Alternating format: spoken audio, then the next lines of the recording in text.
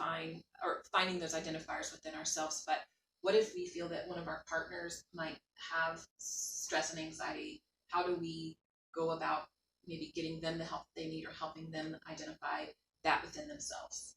Sure. So I think that the most important thing is coming from a place of concern rather than a place of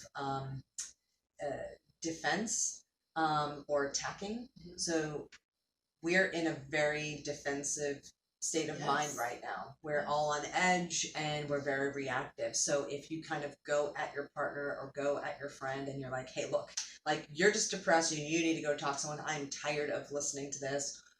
Anything that is very, just tactful or shows that you are reactive, you're probably going to get that type of response back. So it's super important to tread lightly and just be very cautious. Like, listen, I've seen that you are struggling with, and give a couple of examples, or I've observed this. I'm really concerned about you. Let's talk.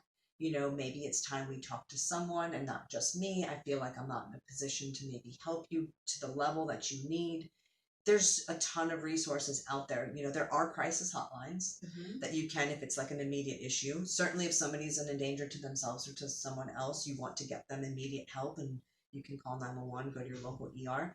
But if it's more of like, I just want to talk to someone about something and it's getting to be a little bit wearing, right, then you can reach out to someone like me or another provider in your area. So now, one of the things that it's been around, but it's definitely been promoted since the pandemic, and it's very successful, especially within the field of mental health, is the telehealth piece.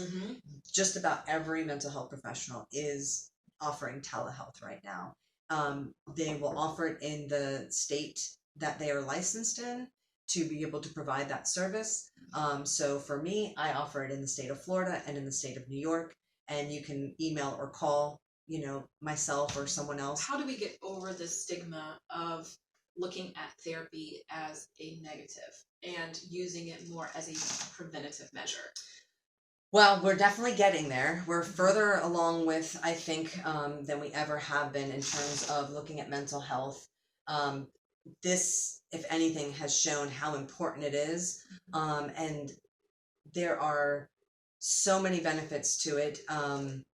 If you're unsure, ask.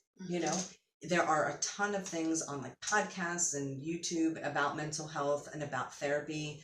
We're moving and evolving. Think about telehealth. Yes. It's getting to the point where therapy is being on the go. Like, we're getting outside with our clients and walking and talking. I mean, there's so much movement going with mental health. It is the future. Right. It's where we're going. If anything, it is showing that mental health has to be first.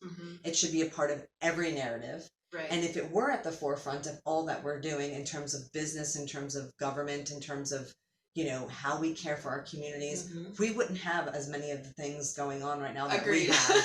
So I'm hoping that some of the leaders are starting to see this, and that we will start to see a paradigm shift with mental health. Right. And I think if there's ever been a time where you're going to see it, it's going to be as a result of what you've seen happen now. Right. I mean, I've seen more clients in these few months, and I've seen in a long time. Yeah. I have a very, very high caseload, because there's just so many people reaching out. And a good testament to that right there is there's a lot of companies that are offering this benefit.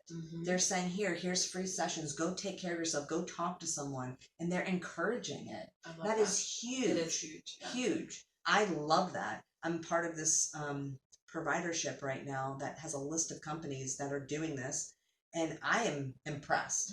And so if we can take that and push that amongst, as a benefit to other businesses to offer their people, wow, we are going to, it's a great start. Right. It's a great start. I agree. And I think that the telehealth too, I love that you mentioned that, because I think that might take some of the stigma or some of the nervousness of going into a facility away, because they can call in their car. Sure. They can use their phone. They can call when they're at home, or their kids are out riding a bike or something like that. So I think that is an awesome added bonus out of all of this kind of crazy of 2020, is that more people, like you said, are reaching out to get the help and the resources that they need.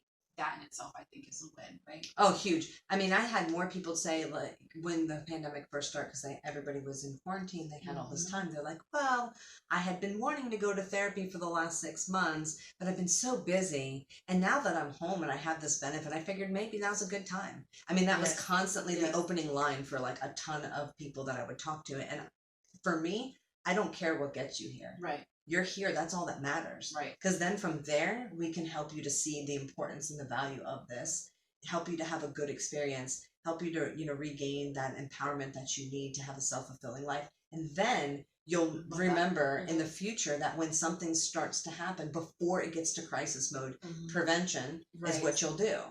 So there's a level of education that goes on with it. And how do we help to, this paradigm shift? Not only is it within the businesses and in the government and the insurance piece that we're all trying to advocate for, but it's in these kinds of conversations. So when anybody asks me, hey, do you want to come talk to me about this? Which this is like my fourth one in like 2-3 months now. I'm like, absolutely. I will talk to you all day about mental health because it's so important. So if we can get more people doing these kinds of conversations with professionals like myself, other mental health professionals, it's really helping to get the word out there. And with all of the negativity that's kind of flowing on the social media and the media right now, we need really good, healthy, constructive, productive conversations like this floating out there and pushing that kind of stuff to the side, because that's not what we need to be focused on. It's not about being problem focused, it's about being solution seekers. I love that. So I'm going to be using that moving forward. Say that one more time. It's not about being a problem focuser, it's about being a solution seeker. So I don't like to dwell on problems.